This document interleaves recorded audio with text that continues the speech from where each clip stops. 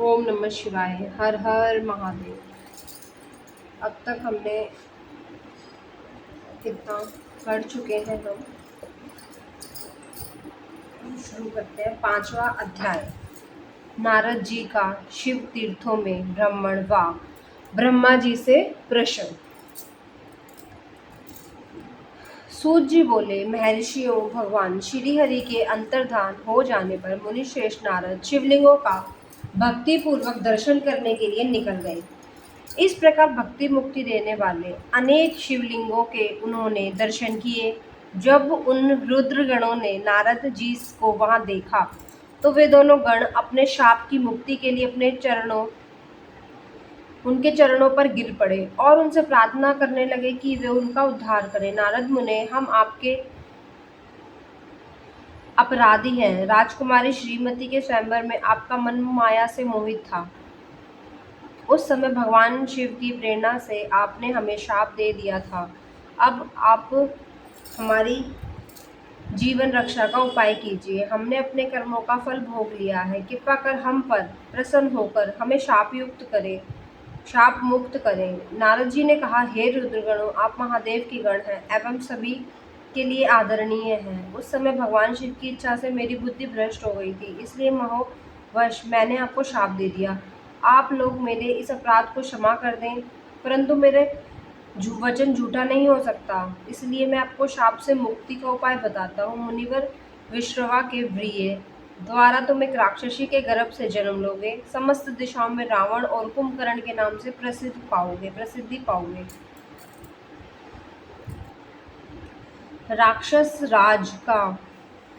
राज का पद प्राप्त करोगे। तुम बलवान और वैभव से युक्त होगे। तुम्हारा प्रताप सभी लोकों में फैलेगा। समस्त ब्रह्मांड के राजा होकर भी भगवान शिव के परम भक्तों में होगे।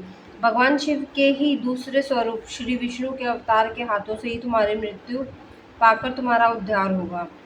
तब फिर अपने पद पर प्रतिष्ठित हो जाओगे। सूत जी कहने लगे, इस प्रकार नारद जी का कथन सुनकर वे दोनों रुद्रगण प्रसन्न होते हुए वहां से चले गए और नारद जी भी आनंद से सराबोर हो मन ही मन शिव जी का ध्यान करते हुए शिव तीर्थों का दर्शन करने लगे। इसी प्रकार भ्रमण करते करते वे शिव की प्रिय नगरी काशीपुरी में पहुंचे और काशीनाथ का दर्शन कर उनकी पूजा उपासना करी। श्री नारद जी शिव जी की भक्ति में डूबे उनका स्मरण करते हुए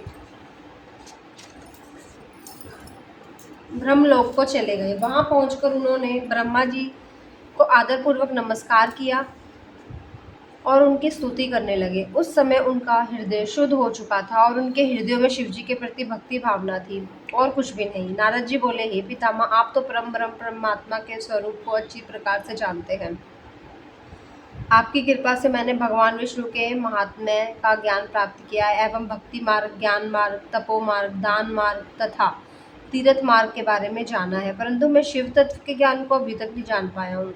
मैं उनकी पूजा विधि को भी नहीं जानता हूँ। अब मैं उनके बारे में जानना चाहता हूँ। मैं भगवान शिव के चरित्रों, उनके स्वरूप, वे सृष्टि के आरंभ में, मध्य में किस रूप में थे, उनकी लीलाएं कैसी थी और प्रलय काल में भगवान शिव कहाँ निवास करते थे, उनका विवाह तथा उनके पुत्र कार्तिकेय का जन्म आदि की कथाएं मैं आपके मुख से सुनना चाहता हूँ। भगवान शिव कैसे प्रसन्न होते हैं और प्रसन्न होने पर क्या क्या प्रदान करते हैं, इस संपूर्ण वृत्तांत को मुझे बताने की कृपा करें। अपने पुत्र नारद को कि ये बातें सुनकर पितामह ब्रह्मा बहुत प्रसन्न हुए। 6वां अध्याय। ब्रह्मा जी द्वारा शिव तत्व का निर्माण और वर्णन। ब्रह्मा जी ने कहा, हे नारद, तुम सदैव जगत के उपकार में लगे रहते हो। तुमने जगत के लोगों के हित के लिए बहुत अच्छी बात पूछी है, जिसके सुनने से मनुष्य के सब जन्मों के पापों का नाश होता है। उस परम ब्रह्म शिव तत्व का वर्णन मैं तुम्हारे लिए कर रहा हूँ। शिव तत्व का स्वरूप बहुत सुंदर और अद्भुत है। जिस समय महाप्रलय आई थी और सारा संसार नष्ट हो गया था तथा चारों तरफ सिर्फ अंधकार ही अंधकार था, आकाश और ब्रह्मांड तारों व ग्रहों से रहित होकर अंधकार में डूबे हुए थे। सूर्य और चंद्रमा दिखाई देने बंद हो गए थे। सभी नक्षत्रों और ग्रहों का कहीं पता नहीं चल रहा था। दिन रात, अग्नि जल कुछ भी नहीं था। प्रधान आकाश और अन्य तेज भी शून्य हो गए थे। शब्द, स्पर्श, गंध, रूप, रस का अभाव हो गया था। सत्य असत्य सब कुछ खत्म हो गया था। तब सिर्फ सत्य ही बचा था। उस तत्व को मुनिजन एवं योगी अपने भीतर हृदय में ही रखते थे। वाणी, नाम, रूप, रंग आदि की वहां तक पहुंच नहीं थी।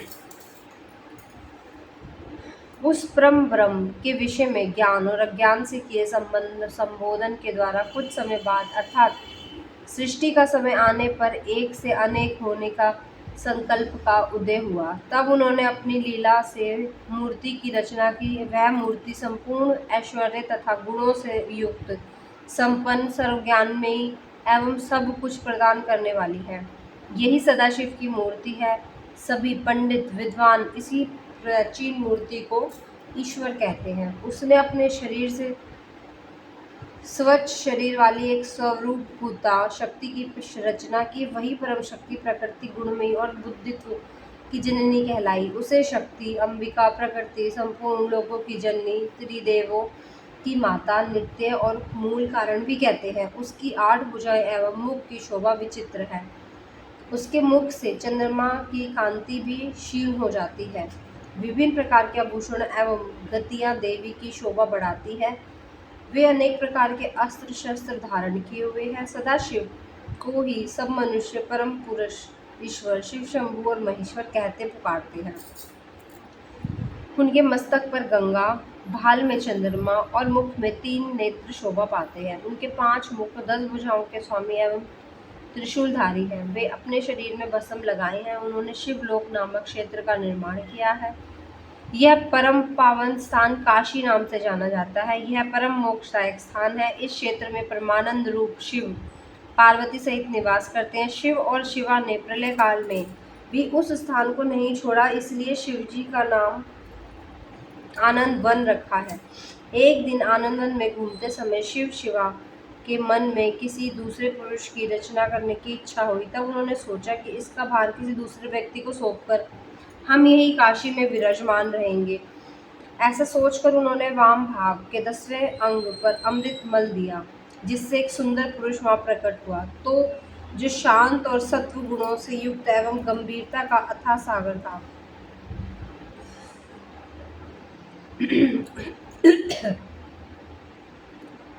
उसकी कांति इंद्रनील मणि के समान श्याम थी।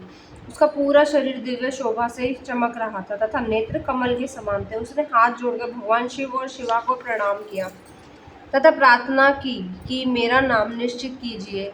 यह सुनकर भगवान शिव हंसकर बोले कि सर्वत्र व्यापक होने से तुम्हारा नाम विष्णु होगा। तुम भक्तों को सुख देने वाले होगे। तुम यहीं स्थिर रहोगे, तप करोगे, वही सभी कार्यों का साधन है। ऐसा कहकर शिवजी ने उन्हें ज्ञान प्रदान किया और वहां से अंतर्ध्यान हो गए। तब विष्णु जी ने 12 वर्ष तक दिव्य तप किया। तपस्या के कारण उनके शरीर से अनेक जलधाराएं निकलने लगी। उस जल से सारा सूना आकाश व्याप्त हो गया। वह ब्रह्म रूप जल अपने स्पर्श मात्र से पापों का नाश करने वाला था। उस जल में भगवान विष्णु ने स्वयं शयन किया। नार अर्थात जल में निवास करने के कारण ही वे नारायण कहलाए। तभी से उन महात्मा से सब तत्वों की उत्पत्ति हुई। पहले प्रकृति से महान और उससे 3 गुण उत्पन्न हुए तथा उनसे अहंकार उत्पन्न हुआ। उससे स्पर्श, शब्द, रूप, रस, गंध एवं 5 भूत प्रकट हुए। उनसे ज्ञानेंद्रियां एवं कर्मेंद्रियां बनी। उस समय एकाकार 24 तत्व प्रकृति से प्रकट हुए एवं उनको ग्रहण करके परम पुरुष नारायण भगवान शिव जी की इच्छा से जल में सो गए। 7वां अध्याय विवादग्रस्त ब्रह्मा विष्णु के मध्य अग्नि स्तंभ का प्रकट होना। ब्रह्मा जी कहते हैं, हे देवर्षि, जब नारायण जल में शयन करने लगे तब शिवजी की इच्छा से विष्णु जी की नाभि में एक बहुत बड़ा कमल प्रकट हुआ। उसमें असंख्य नाल दंड थे। वह पीले रंग का था तथा उसकी ऊंचाई भी कई योजन थी। कमल सुंदर, अद्भुत और संपूर्ण तत्वों से युक्त था। वह रमणीय और पुण्य दर्शनों के योग्य था। तत्पश्चात भगवान शिव ने मुझे अपने दाहिने अंग से उत्पन्न किया। उन महेश्वर ने अपनी माया से मोहित कर नारायण देव के नाभि कमल में मुझे डाल दिया और लीला पूर्वक मुझे प्रकट किया। इस प्रकार उस कमल के पुत्र के रूप में मुझे जन्म मिला। मेरे 4 मुख, लाल मस्तक पर त्रिपुंड धारण किए हुए था। भगवान शिव की माया से मोहित होने के कारण मेरी ज्ञान शक्ति बहुत दुर्लभ हो गई थी और मुझे कमल के अतिरिक्त और कुछ भी दिखाई नहीं दे रहा था। मैं कौन हूँ, कहाँ से आया हूँ, मेरा कार्य क्या है, मैं किसका पुत्र हूँ, किसने मेरा निर्माण किया, कुछ इसी प्रकार के प्रश्नों ने मुझे परेशानी में डाल दिया था। कुछ क्षण मेरे बाद मुझे बुद्धि प्राप्त हुई और मुझे लगा कि इसका पता लगाना बहुत सरल है। इस कमल का उद्गम स्थान इस जल के नीचे की ओर और इसके नीचे मैं उस पुरुष को पा सकूंगा जिसने मुझे प्रकट किया है। यह सोचकर एक नाल को पकड़कर मैं 100 वर्षों तक नीचे की ओर उतरता रहा, परंतु फिर भी मैंने कमल की जड़ को नहीं पाया। इसलिए मैं पुनः ऊपर की ओर बढ़ने लगा। बहुत ऊपर आने पर भी मुझे कमल कोश को नहीं पा सका। तब मैं और अधिक परेशान हो गया। उसी समय भगवान शिव की इच्छा से मंगलमय आकाशवाणी हुई। उस वाणी ने कहा, तपस्या करो। उस आकाशवाणी को सुनकर अपने पिता का दर्शन करते हुए मैंने तपस्या करना आरंभ किया और 12 वर्ष तक घोर तपस्या की। तब 4 भुजाधारी सुंदर नेत्रों से शोभित भगवान विष्णु प्रकट हुए। उन्होंने हाथों में शंख, चक्र, गदा और पद्म धारण कर रखा था। उनका शरीर श्याम कांति से सुशोभित था। उनके मस्तक पर मुकुट विराजमान था तथा उन्होंने पीताम्बर वस्त्र और बहुत से आभूषण धारण करे थे। वे करोड़ों कामदेवों के समान मनोहर दिखाई दे रहे थे और सांवली व सुनहरी आशा से शोभित थे। उन्हें वहां देखकर मुझे बहुत आश्चर्य हुआ, हर्ष भी हुआ। भगवान शिव की लीला से हम दोनों में विवाद छिड़ गया कि हम में कौन बड़ा है। उसी समय हम दोनों के बीच में एक ज्योतिर्मय लिंग प्रकट हो गया। हमने उसका पता लगाने का निश्चय किया। मैंने ऊपर की ओर और विष्णु जी ने नीचे की ओर। उस स्तंभ के आरंभ और अंत का पता लगाने के लिए चलना आरंभ किया, परंतु हम दोनों उस स्तंभ का कोई छोर और छोर नहीं मिला। थक कर हम दोनों अपने उसी स्थान पर आ गए। हम दोनों ने शिव की माया से मोहित थे।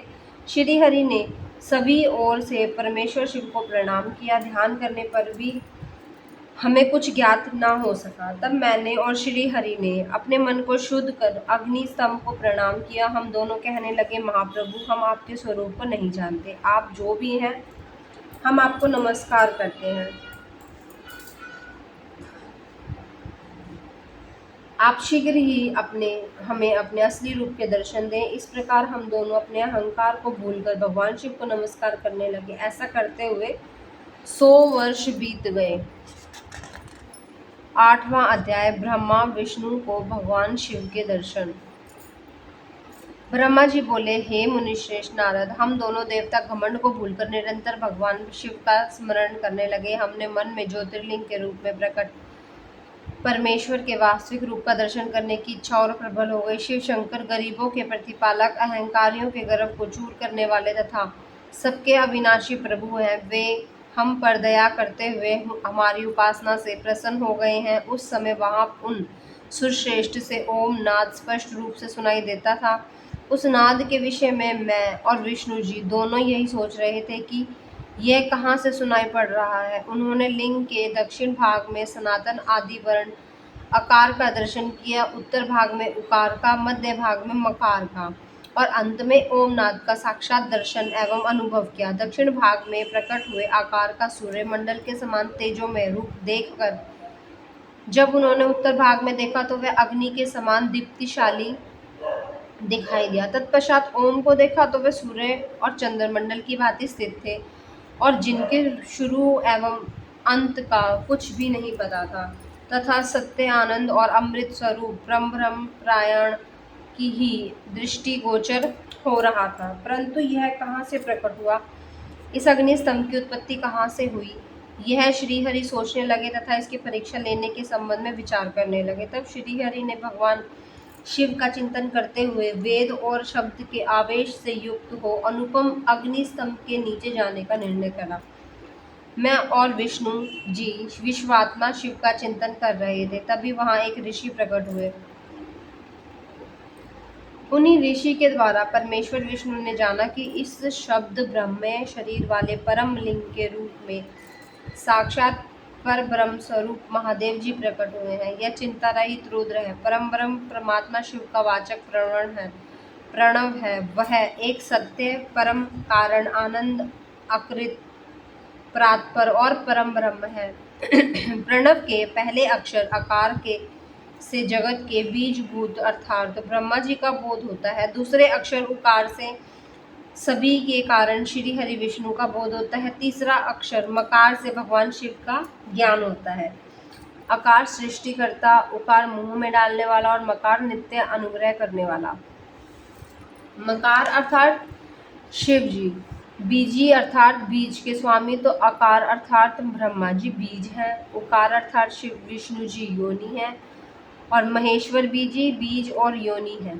इन सभी को नाद कहते हैं। बीजी अपने बीज को अनेक रूपों में विभक्त करते हैं।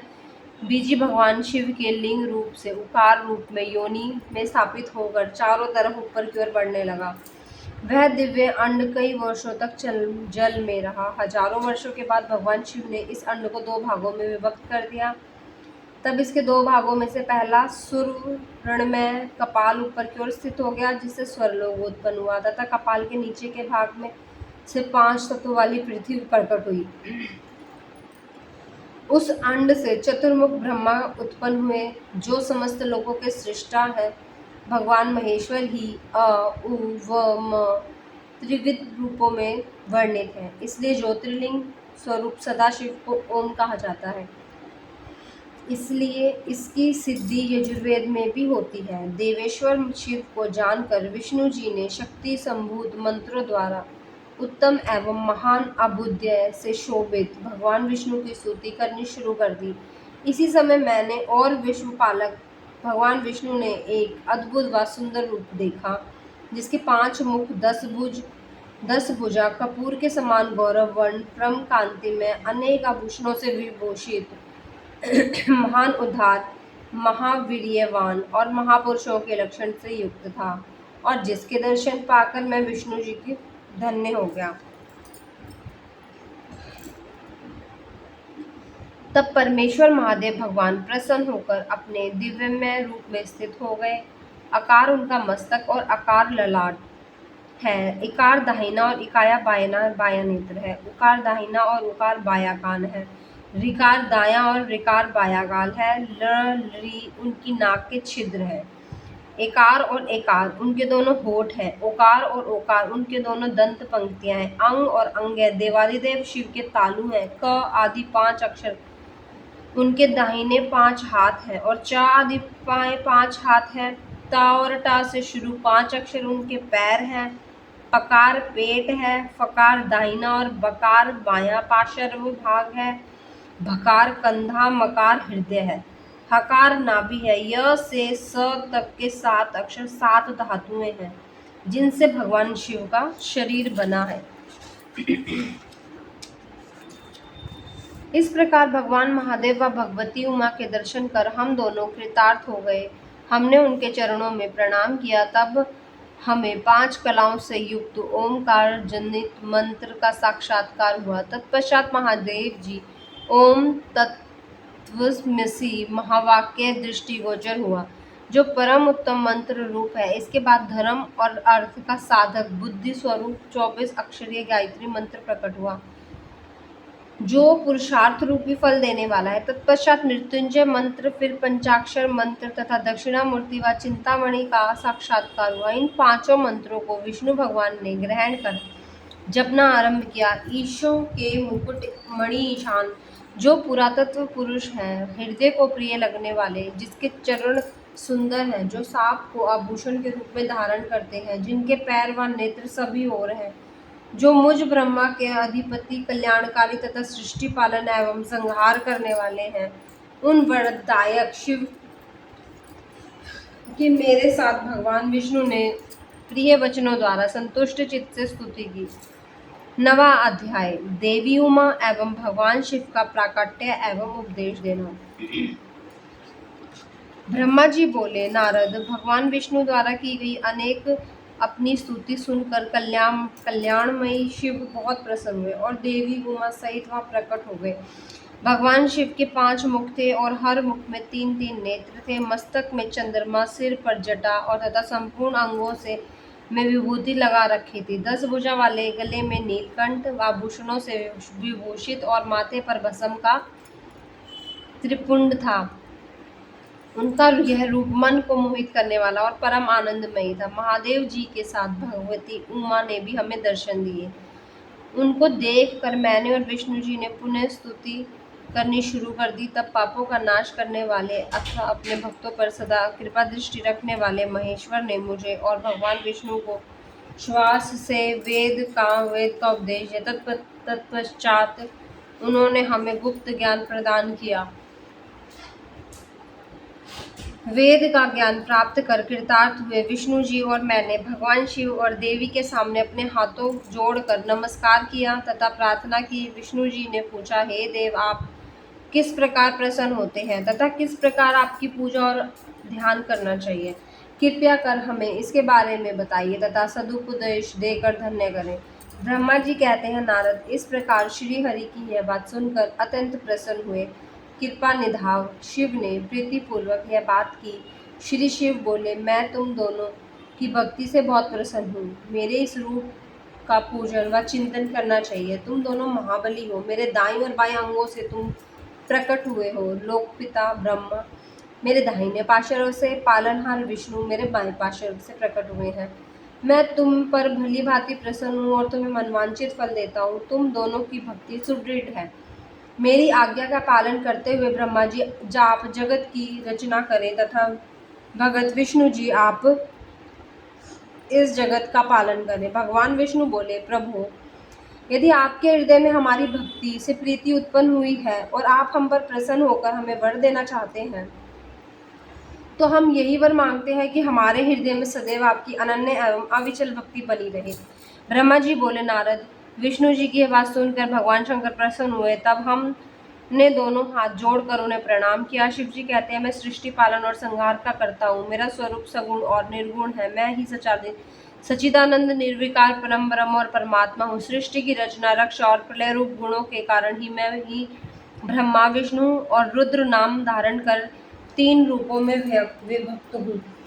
मैं भक्त वत्सल हूँ और भक्तों की प्रार्थना को सदैव पूरी करता हूँ। मेरे इसी अंश से रुद्र की उत्पत्ति होगी। पूजा की विधि विधान की दृष्टि से हम में कोई अंतर नहीं होगा।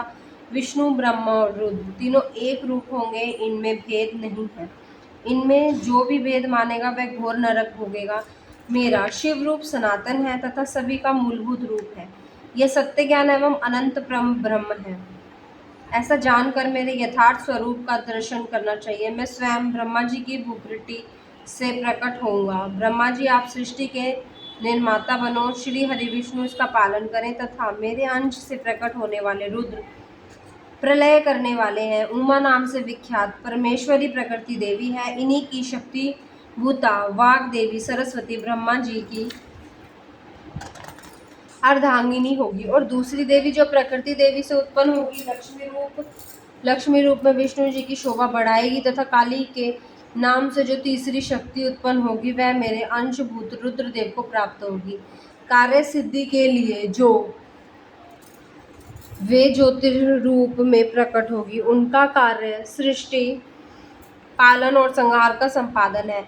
मैं ही सृष्टि पालन और संहार करने वाले रज आदि 3 गुणों द्वारा ब्रह्मा, विष्णु और रुद्र नाम से प्रसिद्ध हूँ। 3 रूपों में प्रकट होता हूँ। तीनों लोकों का पालन करने वाले श्री हरि अपने भीतर तमोगुण और बाहर सत्व गुण धारण करते हैं। त्रिलोक का संहार करने वाले रुद्रदेव भीतर सत्व गुण और बाहर तमोगुण धारण करते हैं। त्रिभुवन की सृष्टि करने वाले ब्रह्मा जी बाहर और भीतर से रजोगुणी हैं। इस प्रकार ब्रह्मा जी, विष्णु और रुद्र तीनों देवताओं में गुण हैं जो शिव गुणातीत माने जाते हैं। हे विष्णु, तुम मेरी आज्ञा से सृष्टि का प्रसन्नता पूर्वक पालन करो। ऐसा करने से तुम तीनों लोकों में पूजनीय होगे। 10वां अध्याय। श्री हरि को सृष्टि की रक्षा का भार एवं त्रिदेव को आयुर्बल देना। परमेश्वर शिव बोले, हे उत्तम व्रत का पालन करने वाले विष्णु, तुम सर्वदा सब लोकों में पूजनीय और मान्य होगे। ब्रह्मा जी के द्वारा रचे लोक में कोई दुख या संकट होने पर दुखों और संकट का नाश करने के लिए तुम तत्पर रहोगे।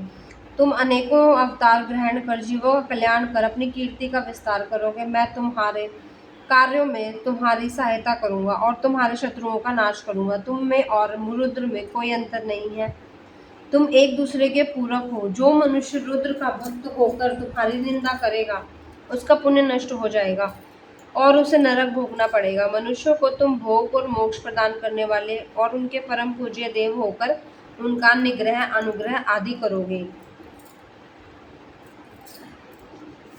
ऐसा कहकर भगवान शिव ने मेरे हाथ विष्णु भगवान के हाथ में देकर कहा, तुम संकट के समय सदा इनकी सहायता करना तथा सभी को भोग और मोक्ष प्रदान करना तथा सभी मनुष्यों की कामनाओं को पूरी करना। तुम्हारी शरण में आने वाला मनुष्य को मेरा आश्रय भी मिलेगा तथा हम में भेद करने वाला मनुष्य नरक में जाएगा। ब्रह्मा जी कहते हैं, देवर्षि नारद, भगवान शिव की यह वचन सुनकर मैंने और भगवान विष्णु ने महादेव जी को प्रणाम कर धीरे से कहा, हे करुणानिधि भगवान शंकर, मैं आपकी आज्ञा मान कर यह सब कार्य करूँगा। मेरा जो भगत आपकी निंदा करे आप उसे नरक प्रदान करें। आपका भक्त मुझे अत्यंत प्रिय है। महादेव जी बोले, आप ब्रह्मा विष्णु और रुद्र के आयुर्बल को सुनो। 4000 युग का ब्रह्मा का एक दिन होता है और 4000 युग की एक रात होती है। 30 दिन का एक महीना और 12 महीनों का एक वर्ष होता है। इस प्रकार के वर्ष प्रणाम से ब्रह्मा की 100 वर्ष की आयु होती है और ब्रह्म एक वर्ष विष्णु का एक दिन होता है। वह भी इसी प्रकार के 100 वर्ष जिएगा तथा विष्णु का एक वर्ष रुद्र के एक दिन के बराबर होता है और वह भी इसी क्रम में 100 वर्ष तक स्थित रहेंगे। तथा विश्व के मुख से एक ऐसा श्वास प्रकट होता है जिनसे उनके 21,600 दिन और रात होते हैं। उनके 6 बार सांस अंदर लेने और छोड़ने का एक पल और 8 घड़ी और 60 घड़ी का एक दिन होता है। उनके सांसों की कोई संख्या नहीं है, इसलिए वे अक्षय हैं। अतः तुम मेरी आज्ञा से सृष्टि का निर्माण करो। उनके वचनों को सुनकर विष्णु जी ने उन्हें प्रणाम करते हुए कहा कि आपकी आज्ञा मेरे लिए शिरोधार्य है। यह सुनकर भगवान शिव ने उन्हें आशीर्वाद दिया और अंतर्ध्यान हो गए। उसी समय से लिंग पूजा आरंभ हो गई। 11वां अध्याय, शिव पूजन की विधि और फल प्राप्ति। ऋषि बोले, हे सूत जी, अब आप हम पर कृपा करके ब्रह्मा जी और नारद के संवादों के अनुसार शिव पूजन की विधि बताइए जिससे भगवान शिव प्रसन्न होते हैं। ब्राह्मण, क्षत्रिय, वैश्य और शूद्र आदि 4 वर्णों को शिव पूजन किस प्रकार करना चाहिए, आपसे व्यास जी के मुख से जो सुना है कृपया हमें बताइए। महर्षियों के ये वचन सुनकर सूत जी ने ऋषियों द्वारा पूछे गए प्रश्नों का उत्तर देते हुए कहना आरंभ किया। सूत जी बोले, हे मुनीश्वर, जैसा आपने पूछा है वह बड़े रहस्य की बात है। मैंने इस जैसे सुना है उसे मैं अपनी बुद्धि के अनुसार आपको सुना रहा हूँ। पूर्व काल में व्यास जी ने सनत कुमार जी से यही प्रश्न किया था। फिर उपमन्यु जी ने भी यही सुना था और इसे भगवान श्री कृष्ण को सुनाया था। वही सब मैं अब ब्रह्म नारद संवाद के रूप में आपको बता रहा हूँ। ब्रह्मा जी ने कहा, भगवान शिव